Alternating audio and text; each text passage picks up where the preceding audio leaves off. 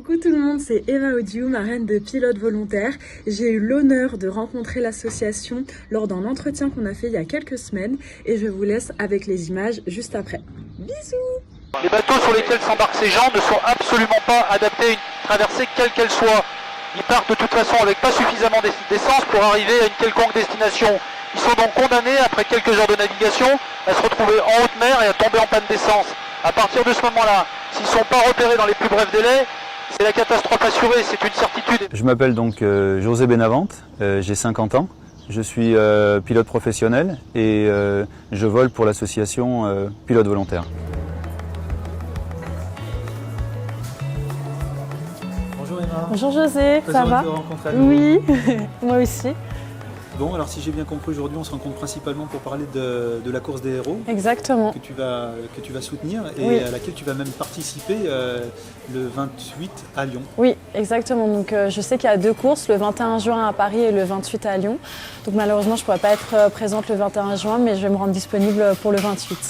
Bah écoute, c'est une excellente nouvelle parce que comme tu le sais, plus on aura de coureurs et plus on a des chances de collecter des fonds pour l'association.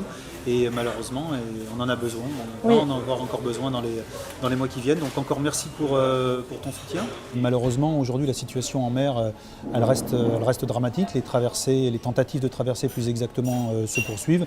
Et comme toujours, notre objectif aujourd'hui, c'est d'essayer de retourner sur zone le plus vite possible. On est en train d'y travailler. On aura bientôt un nouvel avion qui va nous permettre de reprendre les missions. Comme tu le sais également, ces missions de repérage d'embarcations en détresse au large des côtes libyennes ont un coût et il va falloir qu'on trouve des financements pour pouvoir poursuivre notre action. Et je suis très heureux que tu aies décidé de nous soutenir au travers de l'événement La Course des Héros, qui aura lieu encore une fois à Lyon le 28. On espère aussi bien entendu que tu pourras fédérer autour de toi un certain nombre de coureurs qui décideront de prendre part à la course au profit de Pilote Volontaire. Oui, je suis très heureuse de rejoindre l'association, de rejoindre ce projet.